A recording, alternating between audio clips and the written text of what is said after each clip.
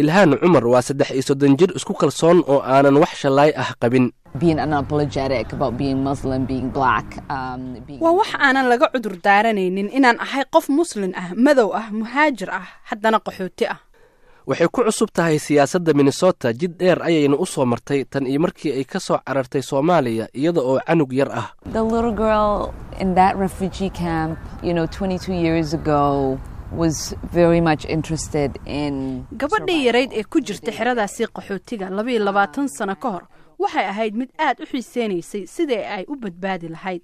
maalinba maalinta ka dambaysa kuma fakaraynin inay ku riyoon karto riyadan cajiibka ah ama qorshahan. This grand dream and plan. Professor Lawrence Jacobs oo culumta siyaasadda ka dhiga jaamacadda University of Minnesota ayaa sheegay in halganka dheer ee ay ilhaan u soo martay ku guuleysigii doorashadii kursiga aqalka wakiilada Minnesota uu u muuqday mid waqti dheer soo qaatay. From afar, Ilhan Omar had everything going against her. She was a Muslim in a state that's muddo dheer ba ilhaan cumar wax waliba iyada ay ka soo horjeedeen.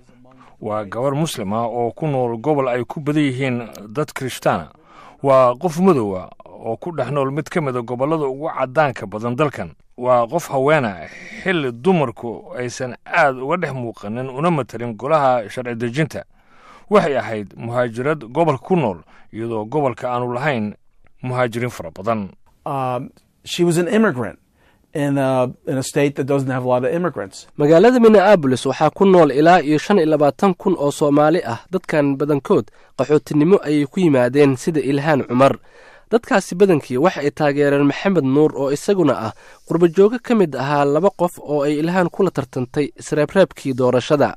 Coming from a community that usually sees leadership as a man's role, that played inaad ka soo dhex baxdo bulsho hoggaanka u aragta in ay tahay door raggu ay leeyihiin ayaa qayb ka qaadatay abuurista dhibaatooyin badan intii aan ku guda jiray ololaha.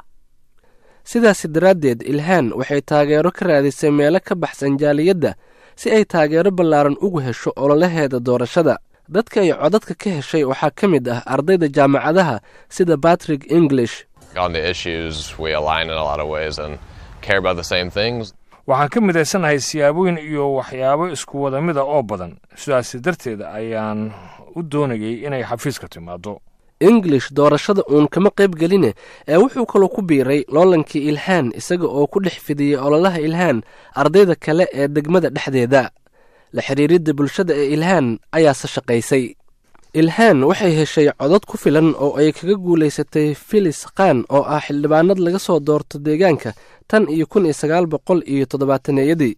ilhaan cumar waxay hadda u taagan tahay inay ku guuleysato doorashada guud ee dhici doonta 8 November iyadoo tartanka aanay kula jirin cid ka socota xisbiga jamhuuriga. haddii ay ilhaan si rasmi ah ugu guuleysato kursigan wax ay baal cusub ka galaysaa taariikhda siyaasadda Mareykanka. waxay noqon doontaa qofkii ugu horreeyay oo haween muslim muhaajir Mareykan ah oo sharci dejiye ka noqota dalka Mareykanka.